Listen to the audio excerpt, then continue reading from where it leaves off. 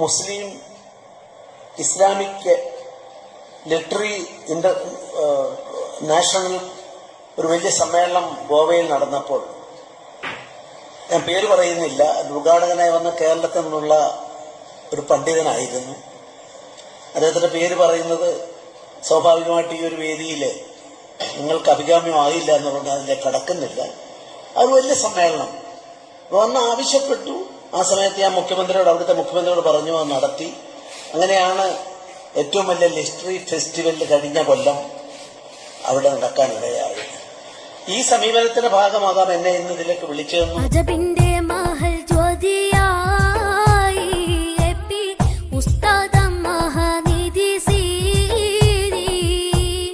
ഉലകെങ്ങും ചാരിക്കുന്ന വീതി, നമ്മിൽ ഉഷസായി ജ്വലിക്കുന്ന വാരി, അജബിന്റെ മധു ജ്യോതിയാ